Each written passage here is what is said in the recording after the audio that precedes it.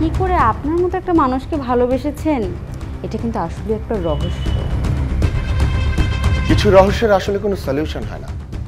এবার আমি একেবারেই নিশ্চিত এই কাজটা মনিকাই করেছে। কি ভাবছো বলো তো?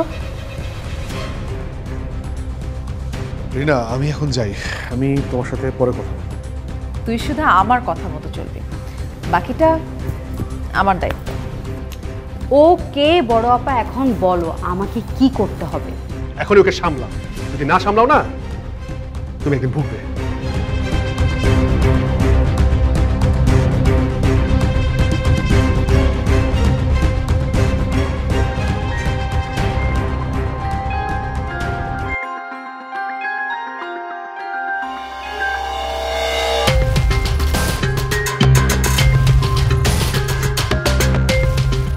শোনো মা, তোমার পরীক্ষা ভালো হয়েছে শুনে আমি খুব খুশি হয়েছি। দোয়া করবেন আঙ্কেল আমার জন্য। অবশ্যই দোয়া করি মা। তার মানে হচ্ছে তুমি থার্ড ইয়ারে উঠলে? না না আঙ্কেল, সেকেন্ড ইয়ারে। ও সেকেন্ড ইয়ারে। তোমার ভার্সিটি এখন বন্ধ? এখন বন্ধ, মানে নেক্সট উইক থেকে ওপেন হয়ে যাবে। খুব ভালো। শোনো মা, আমি একটা প্ল্যান করেছি। নেক্সট উইকে আমরা সবাই মিলে একটু কক্সবাজার যাব। আমি চাই তুমি আমাদের সঙ্গে যাও। আমি না, মানে আমি যাব আপনাদের সাথে? হ্যাঁ যাবে। সেটা কি করে হয় আঙ্কেল? আমি তো এই বাড়ির কেউ না। আই মিন আমার বড় বোন হচ্ছে এই বাড়ির বউ, আমি তো তার ছোট বোন, এই বাড়ির ডিরেক্ট কেউ না। তুমি এই পরিবারের ডিরেক্ট কেউ না হলেও অনেক আপনজন। তাছাড়া তুমি এই পরিবারের জন্য যা করেছো অনেকেই সেটা করতে পারে। সেটা আমি আমার কর্তব্য হিসেবেই পালন করেছি মাত্র আঙ্কেল। দেখো মা, সেটাই বা কজন করতে পারে। আজকে আমি আমার 3 ছেলেকে একসঙ্গে পেয়েছি, সেই অবদানকে আমি কখনোই অস্বীকার করতে পারবো না। তুমি আমার প্রিয় সন্তান আরমানকে আমার কাছে ফিরিয়ে দিয়েছো। এর প্রতিদান হয়তো আমি তোমাকে কোনো কিছু দিয়ে দিতে পারবো না, আর আমি এতটা অকৃতজ্ঞ নই যে তোমার এই অবদানকে আমি অস্বীকার করব। তাই আমি চাই আমাদের এই আনন্দ ভ্রমণে তুমি আমাদের সঙ্গে থাকো। কিন্তু আঙ্কেল আমার যাওয়া উচিত হবে না। মানে কেন তোমার যাওয়া উচিত হবে না কেন? আঙ্কেল আপনি আমাকে যতই এই পরিবারের একজন মনে করেন না কেন, বাকিরা তো আর মনে করবে না। তো আমার মনে হয় ওখানে যাওয়াটা আমার ঠিক না। দেখো মা, তুমি হয়তো ভুলে যাচ্ছ, সিদ্ধান্তটা আমি নিয়েছি, আর আমার সিদ্ধান্ত নেওয়ার বাইরে যাওয়ার ক্ষমতা এই পরিবারের কারণ নেই। আর আমি যেটা বলবো সবাইকে সেটাই মেনে নিতে হবে। তা হয়তো মেনে নিবে, কিন্তু মন থেকে তো আর মেনে নিবে না। আর তাছাড়া সেখানে গিয়ে আমি অস্বস্তি বোধ করব, আর সেটা আমার কাছে ভালো লাগবে না। শোনো, কে কি বললো না বললো সেটা নিয়ে তুমি একদম মাথা ঘামাবে না। আমি তোমাকে নিশ্চয়তা দিচ্ছি, প্রকাশ্যে তোমাকে এ ব্যাপারে কেউ কোনো কিছু বলবে না। আর যদি কেউ কিছু বলেও তার পরিণাম তাকে ভোগ করতে হবে। না না আঙ্কেল, আমি চাই না আমার জন্য কেউ অপমানিত হোক, আমার জন্য কারো পরিণতি খারাপ হোক। সেটা আমার জন্য মঙ্গলজনক হবে না, আর এই কথা আপনি মনেও আনবেন না। তুমি যে সবার জন্য ভাবো এটা জেনে আমার খুব ভালো লাগে। তবে তুমি আমাদের সঙ্গে যাচ্ছ, এটাই কিন্তু ফাইনাল। আমার তো যেতে কোনো আপত্তি নেই আঙ্কেল, আমার তো সবার সাথে আনন্দ করতে মজা করতে ভালোই লাগবে। কিন্তু একটা বড় সমস্যা আছে। আবার কি সমস্যা? আরমান।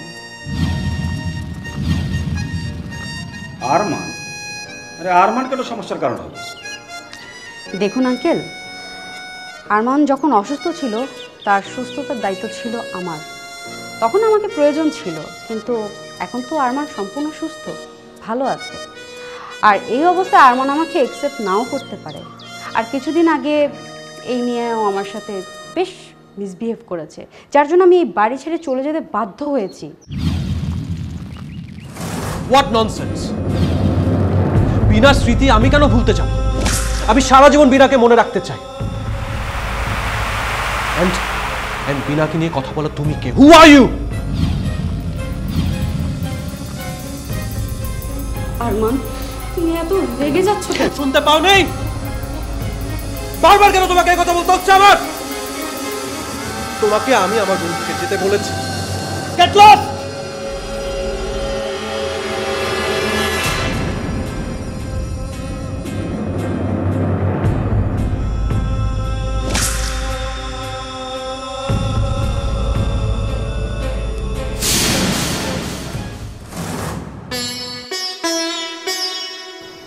দেখুন আঙ্কেল, আমি কোনোভাবেই আরমানের মানসিক কষ্টের কারণ হতে চাই না।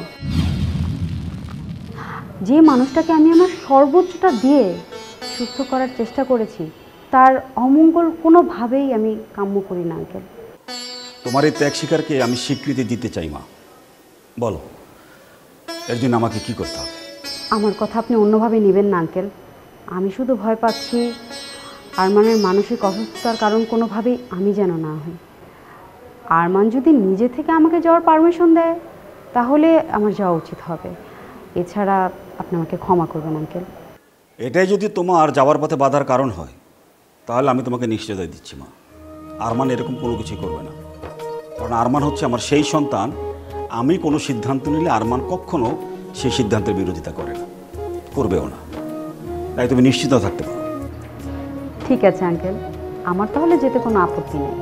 খুশি হয়েছি মা, তুমি যেতে রাজি হয়েছো বলে। তো তোমাকে একটা কথা বলি মা, তুমি যদি মন থেকে কোনো জিনিস পেতে চাও, চাইতে চাইতে তুমি একসময় ক্লান্ত হয়ে যাবে। তার জন্য সেই জিনিস যদি তোমাকে সত্যিই পেতে হয়, তার জন্য একটা সহযোগিতার হাত তোমাকে খুঁজে নিতে হবে। তবেই তুমি সেটা পেতে পারো, অর্জন করতে পারো। জি আঙ্কেল, মনে থাকবে। ঠিক আছে মা, তাহলে তুমি আমাদের সঙ্গে যাওয়ার জন্য রেডি হও। টিকিটটা কনফার্ম হলেই আমি তোমাকে জানাচ্ছি, ঠিক আছে? জি আঙ্কেল, আমি তাহলে এখন আসি। আচ্ছা।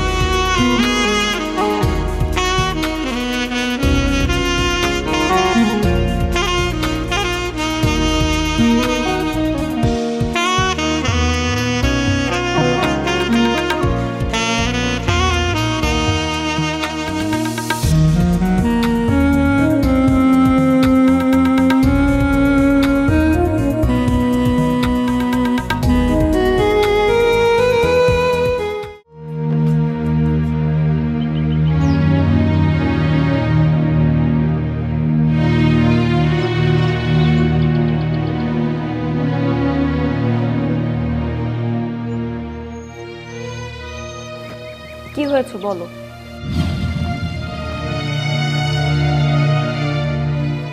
মনিকা, কাছে আয়।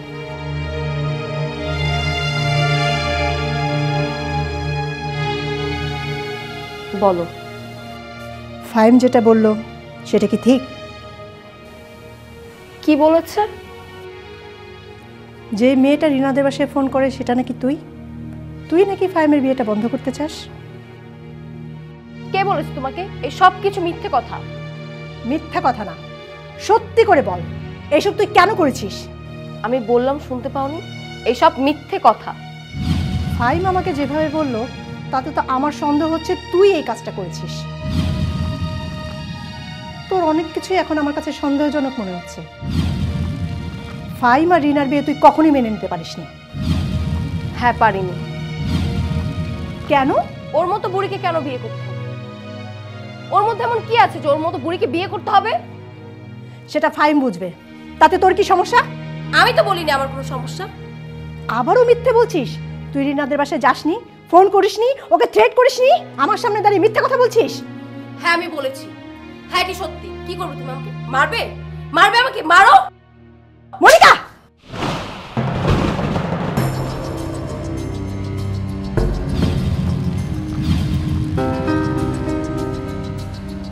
এত বড় সাহস, আমার চোখে চোখ মিলিয়ে কথা বলছিস? এত বড় বুকের পাটা তোর? ভাইয়া কেন ওকে বিয়ে করবে? আমি চাই না রিনার সাথে ভাইয়ার বিয়ে হোক। তাহলে কি চাস তুই? ফাইম বিয়ে না করে বসে থাকবে? না। তাহলে কথা বলছিস না কেন? কি চাস তুই বল? আমি ফাহিমকে চাই। আমি ফাহিমকে ভালোবাসি। আই লাভ হিম। কথাটা বলতে তোর লজ্জা লাগলো না? লজ্জা কেন তোর? আমি তো অন্যায় কিছু বলিনি। অবশ্যই তুই অন্যায় কথা বলেছিস। ফাইম তোর থেকে বয়সে কত বড় সেটা তুই জানিস? তোদের বয়সের ডিফারেন্স তোর জানা আছে? বয়স কোনো ফ্যাক্ট না আমার কাছে, কারণ আমি ফাহিমকে ভালোবাসি, এটাই আমার কাছে ফ্যাক্ট। তার জন্য ফাহিম আমাকে ছাড়া আর কাউকে বিয়ে করতে পারবে না। মনিকা, মা আমি ফাহিমকে চাই। আমি ফাহিমকে অনেক ভালোবাসি। এক চট দিয়ে তোর সবগুলো দাঁত ফেলে দিব আমি। ফাজিল মেয়ে জানি কোথাকার। মা তুমি আমাকে মারো, কাটো, যাই করো, আই ওয়ান্ট ফাহিম। এত বড় আসপত্তা তোর, আমার সামনে দাঁড়িয়ে এই কথা বলতে তোর একবারও বুক কাঁপলো না? শোনো মা, ফাহিমকে আমিই বিয়ে করব, আর আমি যদি ফাহিমকে বিয়ে না করতে পারি আমি সুইসাইড করব। মনিকা, মনিকা,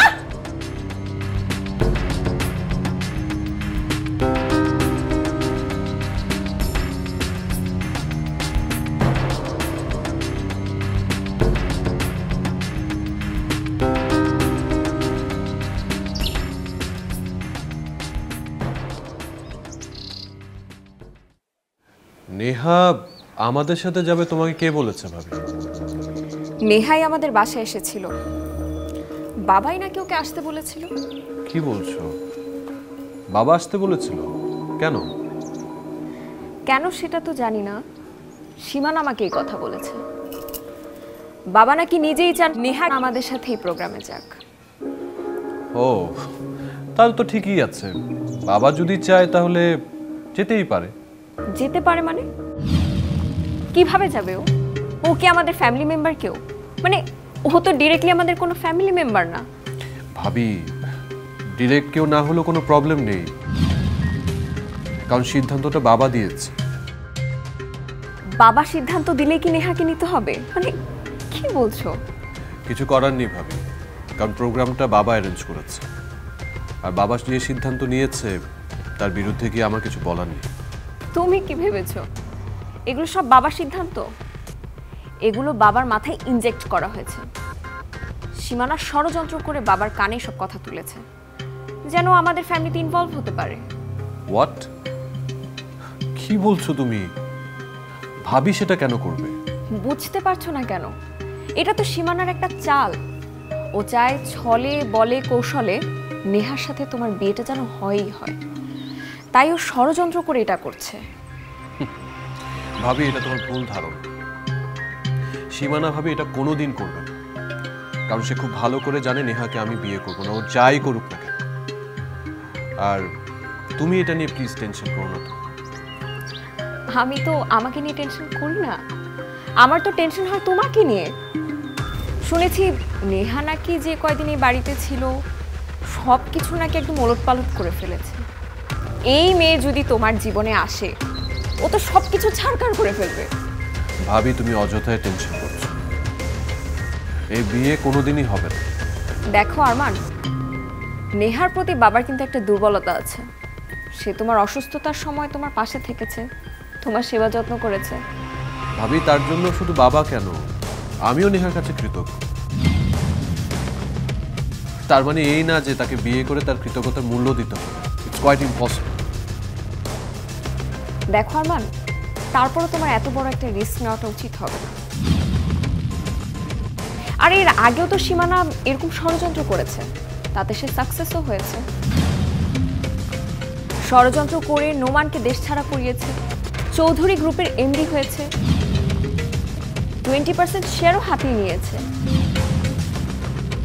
ইভেন নিজে একটা প্রজেক্টও লঞ্চ করেছে। কোম্পানি থেকে টাকা সরিয়ে সেই প্রজেক্টে সে টাকা ঢালে। ভাবি, এসব তোমাকে কে বলেছে? সত্যি কখনো গোপন থাকে না আরমান। তোমার ভাই অফিসে গিয়ে এই সত্যগুলো বের করেছে। এর কোনো প্রমাণ আছে তোমার কাছে? না, যদিও এখনো কোনো প্রমাণ আমার হাতে নেই, বাট এই প্রমাণ আমি খুব শীঘ্রই জোগাড় করব। শোনো ভাবি, এসব কথা বলে বাসার মধ্যে কোনো অশান্তি করার চেষ্টা করো না। যার কোনো প্রমাণই নেই তোমার কাছে, সেটা নিয়ে মানুষকে হেয় করার কোনো মানই হয় না।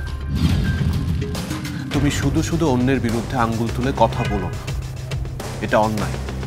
দেখো আরমান, বিশ্বাস করা না করা একান্তই তোমার ব্যক্তিগত ব্যাপার, কিন্তু সীমানা যে ভালো মানুষ না এটার প্রমাণ তো তুমি অনেক আগেই পেয়ে গেছো। এই সীমানার কারণে তোমার আর নোমানের মাঝে কি পরিমাণ সমস্যা হয়েছিল তোমার মনে আছে? হ্যাঁ, এর জন্য নোমান তোমার গায়ে হাতও তুলেছিল। ইভেন মৃণালকে গুম করে সেই গুমে তোমাকে দোষী সাব্যস্ত করতে চেয়েছিল। এসব নিশ্চয়ই তুমি ভুলে যাওনি আরমান। প্লিজ ভাবি, দেখো এসব অনেক পুরনো কথা, কাদা খাটলে অনেক নোংরায় বেরিয়ে আসবে, সেটা নিয়ে আমি কথা বলতে চাই। তুমি কি বলতে চাচ্ছ আরমান? আমি কি বলতে চাইছি সেটা তুমি খুব ভালো করে জানো। স্বার্থের কারণে সবাই মুখোশ পরে ঘুরে বেড়ায়, বাইরের মুখোশের আড়ালে ভিতরে মানুষটাকে চেনা যায়, পরে অবাক হতে হয়। এসব কথা আমি শুনতে চাই না ভাবি, প্লিজ। দেখো আরমান, আমি তো তোমার ভালোর জন্যই বলছিলাম, কিন্তু তুমি শুনলে না। দেখো ভাবি প্লিজ, নেহা কক্সবাজারে যাবে কি যাবে না তাতে আমার কিছু যায় আসে না। আর এই ব্যাপারে আমার সাথে কথা বলে তোমার কোনো লাভ নেই। আর তোমার যদি কোনো আপত্তি থাকে না, তাহলে বাবাকে গিয়ে বলো, দেখো কিছু হয় কিনা। তুমি আজকে এই সীমানার জন্য আমাকে যে অপমানটা করলে আরমান, এটা আমার সব সময় মনে থাকবে, আমি ভুলবো না। তুমি কি বলছো? আমি তোমাকে অপমান করেছি? ওয়াও, দেখো কেউ কাউকে ছোট করতে পারে না, ছোট সে নিজের জন্যই হয়। আর ভাবি, তোমার সাথে তো আমার কোনো শত্রুতা নেই, আমি কেন হেয় করে কথা বলবো তোমাকে? একটা কথা মনে রেখো, ছোট করে কেউ বড় হতে পারে না। তোমার কিছু বলার আছে? না, আমার কিচ্ছু বলার নেই, তবে একটা কথা আমি না বলে পারছি না। আজকে এই সীমানার জন্য তুমি আমাকে যে অপমান করেছো, এই সীমানাই একদিন তোমার জীবনের সবচেয়ে বড় ক্ষতি করবে। আর আল্লাহ যদি আমাকে বাঁচিয়ে রাখে, আমি সেই দিনটার জন্য অপেক্ষা করবো এবং আমি এটা শেষ দেখে ছাড়বো। Mind it.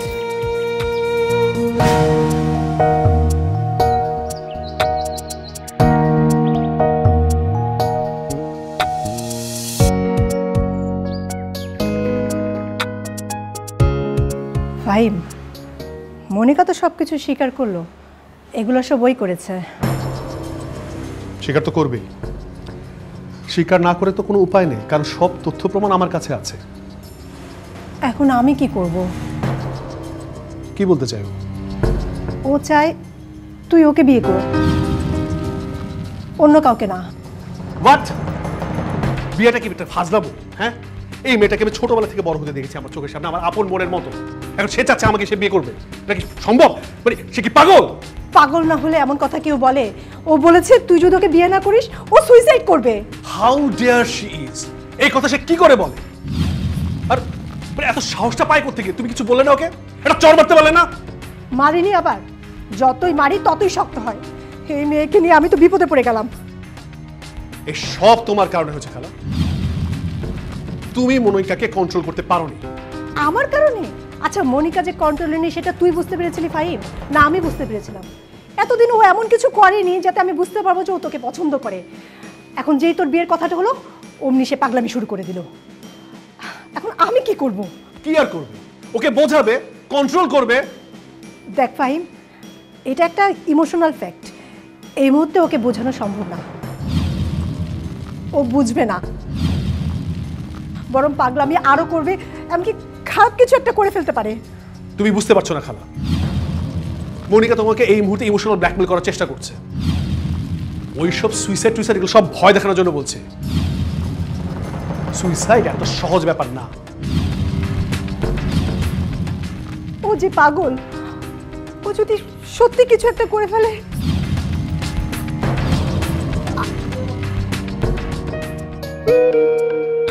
এসব বলে কোনো লাভ নেই খালা। মনিকা যা বলেছে দ্যাটস কোয়াইট ইম্পসিবল। কাজে যে করে হোক ওকে থামাতে হবে। আর তুমি যদি না পারো তাহলে আমার অন্য ব্যবস্থা নিতে হবে। অন্য ব্যবস্থা মানে কি করতে চাস তুই? ভেবেছিলাম তুমি ওকে ক্ষমা করে দিয়েছো, কিন্তু দাওনি। ক্ষমা? কাকে ক্ষমার কথা বলছো তুমি? রিনালকে? তুমি দেখোনি, কিন্তু মনিকা তো দেখেছে। মনিকা তো তোমাকে ওই চোখেই দেখেছে। তবে তুমি যদি চাইতে তাহলে তোমাদের সম্পর্কটা হতে পারত। তুমি আমার সাথে মজা করছো। আচ্ছা আচ্ছা, হয়েছে। এখন বলতো তোর লটারি খবর কি? কে জিতলো? লটারি কত পয়েন্ট জায়গা?